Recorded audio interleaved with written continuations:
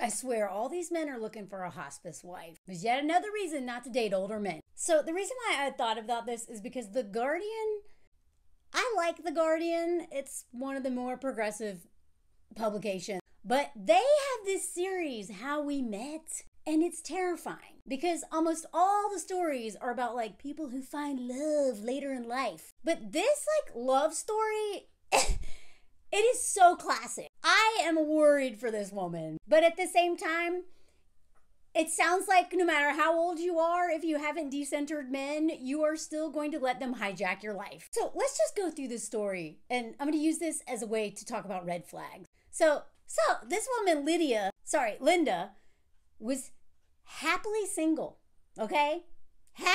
Right? Single women are the happiest demographic in general. Single child-free women especially. But let's say she had kids, they're gone now. She goes, I had lots of friends, a great career in marketing, and I had started studying Ayurvedic medicine, whatever. But look at this, Linda, God, sorry.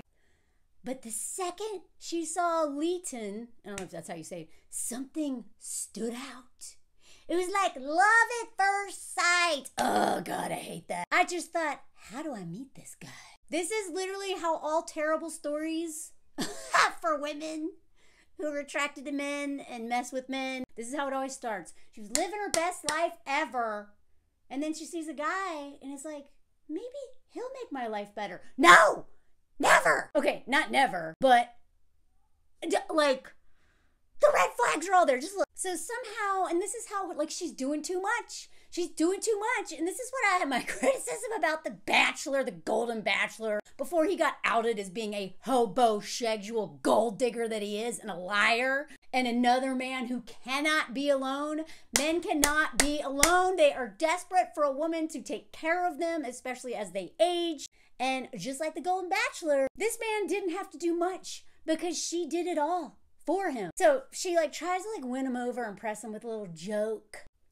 Look, she said, and so then they went out for like a drink with like his friend or something, whatever, this doesn't even matter. But okay, this is the man talking. Listen to what he says. We had a great conversation that night. I'm a keen sailor and have my own boat, which I told her about. I found out she grew up in Rhode Island, was always surfing, so she knows a lot about water. This man is thinking, this bitch may go along with me and do my thing. Because men are always looking for a sidecar on their adventure of life. And she's like, oh, I love the water. I love the water. And he's like, And I love his idea of like a great conversation is probably him bragging about his dumb boat. So Linda discovered that he was also based in Sonoma, but was getting ready to sail his boat around Hawaii for several months. At the end of the night, I exchanged contact details with like Vic, his friend or whatever. He was happily married, clearly trying to set up me and Leighton, whatever his name is. I'm going to call him Sailor Man, whatever. So there's this possible meet up with the Sailor Man later. And she's like, yay, right? Linda was excited about the prospect, but it never materialized. For the next 2 years, Sailor Man took extended trips to the ocean, occasionally popping back to Sonoma to see his mother. And they'd bump into each other occasionally, but nothing happened. Because he's not pursuing you, honey. He doesn't care. Then, in 2012, they saw each other in town and got to chatting. Now, he's planning to take off again, but just love to do their own thing, right? He's like, I like my boat. I'm married to my boat, right? But why not? Why not take this desperate woman out? Now, again, this man hasn't said much about this woman other than the fact that he clocked that she is from Rhode Island and loves the water, and that, you know, when they exchanged business cards, mine had a sailing boat and hers had a life ring. Perfect. Perfect for a woman who's going to center me and go on my adventures with me in case I get sick. She can take care of me. So again, this date sounds like all he did was talk about himself and how amazing his boat is and his life. And she was captivated by his stories. He showed her videos of dolphin stampedes and exciting things like that. She says, I commented on how great his life was. And he told me it would be better if he had someone to share it with. And I immediately asked, where do I sign up? Y'all, please don't do this. She might as well said, I'm a little mermaid who wants to abandon all my friends, my career, this great life I've got, because yours is way better than mine, right? That's what she's saying. And notice that he didn't say her. Men who are looking to share their life with somebody, they don't care who it is. It's just a woman who's willing to like follow them and do what they want to do, right? Like, this is why I talk about men's hobbies all the time.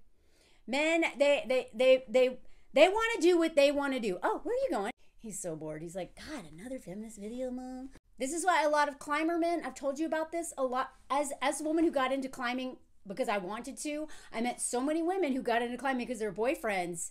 And I climbed with men who would refer to women as their belay birch. That's what they want. They want a belayer. They want a woman who's going to support them in all of their ambitions and their dreams and their adventures, but they don't really want her as an individual. They want her as the wife who centers him. So they agreed to keep in touch, but Linda was worried they'd drift apart while he was out doing his adventures. Linda, have some respect for yourself, girl. You're doing too much. But okay, here's where it gets even worse, y'all. So after Sailor Man sets off for his Hawaii trip, you know, this man's gonna do what he's gonna do. He gets called back because his mother's health is failing rapidly. And this, y'all, he told Linda what happened and they arranged to meet in Santa Cruz. Y'all, look at this. Although their relationship was very new, something felt right. Stop. It's limerence. It's trauma responses. It is like all kinds of things, but this is not love. She stayed with him to help nurse his mother during the final weeks. This woman is not married to him. They're not even dating. And she goes to go help nurse his mother for weeks. So she's already proven that she's not only going to be a hospice wife, she's going to be a hospice daughter-in-law to someone she's not even married to. Doesn't even know. So then he took her on some little like test trips, you know, around the Channel Islands. And of course, she soon fell in love with sailing and remains a big passion for the couple because so many women just love the things that men do. I wonder if he's into her hobbies. I wonder if he knows what they are. Probably not. Most men don't care. They married in 2020 and now spend their winters in Sonoma and their summers sailing around the Pacific coast. Yeah, that doesn't sound like a bad life necessarily, but they are in their 70s, y'all. So then there's this like dumb little anecdote about how, you know, she predicted this. She talked to like a psychic or something. I'm not even going to read the rest because it's so like, what? You literally were just like, oh God. Let me tell you what that woman's life is going to be like now. She is stuck on a boat with this dude, this sailor man, who's older than her.